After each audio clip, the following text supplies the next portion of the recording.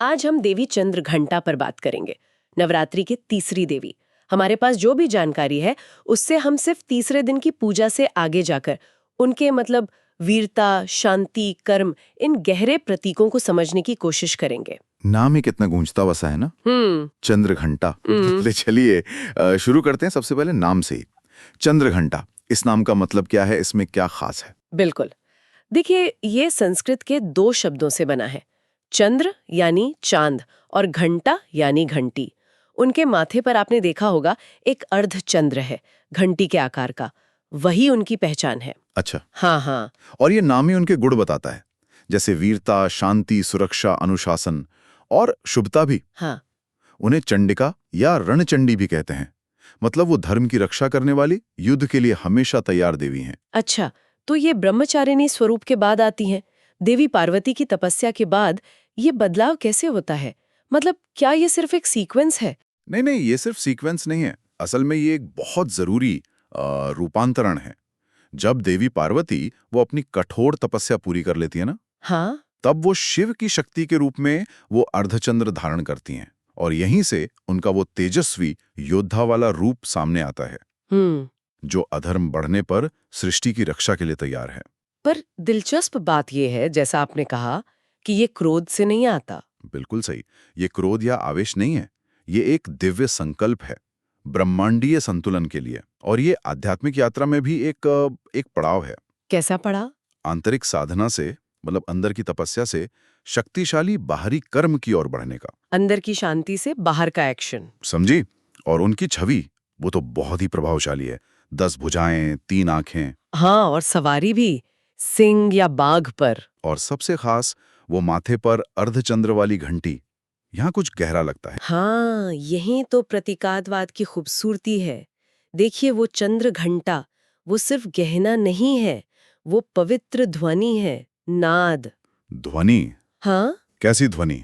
माना जाता है कि उसकी जो दिव्य गूंज है वो अंदर और बाहर दोनों जगह से डर और नेगेटिविटी को हटाती है। ये राक्षसी वृत्तियों, मतलब असुरों को भ्रमित करने वाली एक सुरक्षा तरंग बनाती है। अच्छा, तो ये शुद्धि भी करती है? हाँ, बिल्कुल। आंतरिक और बाहरी दोनों तरह की शुद्धि, और एक तरह से ये आत्मा को जगाने वाली पुकार भी है। और उनकी सवारी सिंह या बाघ, वो क्या दिखाता है? वो दिखाता है कि देवी ने जो अदम्य शक्ति है, जो पाश्विक वृत्तियां हैं, उन पर पूरी तरह काबू पा लिया है।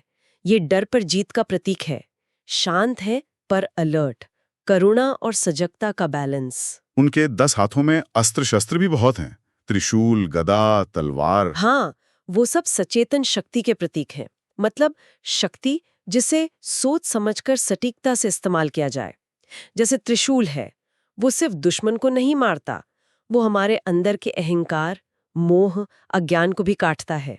अच्छा। गदा जो है वो दृढ़ नैतिक बल का प्रतीक है। हाँ, तलवार? तलवार विवेक और सही निर्णय लेने की क्षमता। धनुष बाण भी है? हाँ, धनुष बाण वो लक्ष्य पर ध्यान और संकल्प साधने के लिए हैं। तो ये हथियार बाहर के साथ साथ अंदर की लड़ाई के भी हैं। लेकिन ये सिर्फ विनाशक शक्ति नहीं है ना, आपने कहा शांति भी है। बिल्कुल सही। कमल का फूल भी तो है उनके हाथ में। हाँ। वो प्रतीक है संसार के कीचड़ में, मतलब मुश्किलों में भी पवित्र रहने का, अनासक्त रहने का। और 2 मुद्राएं बहुत महत्वपूर्ण हैं, अभय मुद्रा और वरदा मुद्रा। अभय और वरदा? हाँ, अभय मतलब डरो मत, मैं हूं रक्षा के लिए, और वरदा मतलब कृपा, आशीर्वाद। शक्ति और करुणा का कितना अद्भुत संतुलन है। नवरात्रि के तीसरे दिन उनकी पूजा का फिर क्या खास महत्व हुआ? क्या सबक मिलता है इससे? ये दिन हमें सिखाता है कि अंदर की शांति और बाहर का साहस, इनको कैसे जोड़ा जाए।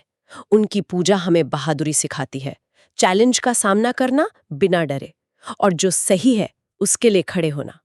और सबसे दिलचस्प सबक है विरोधाभासों को साधना, मतलब मन शांत रखते हुए भी दृढ़ता से काम करना। शांत रहते हुए साहस? हाँ, और अपनी शक्ति का इस्तेमाल सेवा और धर्म के लिए करना, पवित्रता के साथ शक्ति।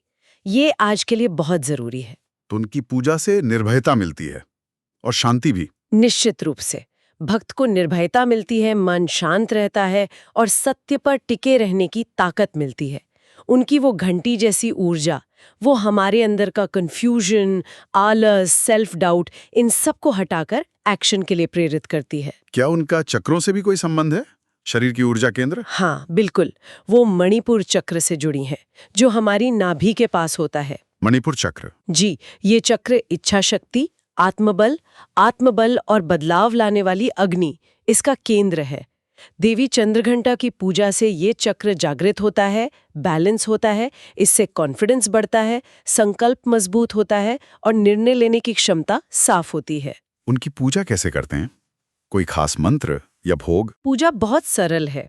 बीज मंत्र है ओम देवी चंद्रघंटाए नमः, और उन्हें सात्विक चीजें पसंद है, जैसे दूध या खीर। अच्छा। पर सबसे जरूरी है पूजा का भाव, भक्ति हो लेकिन सजगता के साथ। एक कोमल दिल पर रीढ़ मजबूत। तो अगर सार निकालें, देवी चंद्रघंटा साहस भरे कर्म और अंदर की शांति का संतुलन है, एक रक्षक जो हमें सशक्त बनाती हैं। बिल्कुल। और यहीं एक सोचने वाली बात आती है कि हम अपने जीवन में देवी चंद्रघंटा की इस ऊर्जा को कैसे उतार सकते हैं। कैसे हम दृढ़ता से पर शांति और करुणा के साथ अपने काम पूरे करें, अपनी ताकत का इस्तेमाल अच्छे के लिए कैसे करें। अगर ये सोचें तो शायद हमारे रोज के फैसले और चुनौतियां, उनको देखने का नजरिया बदल सकता है। इस पर विचार करना चाहिए।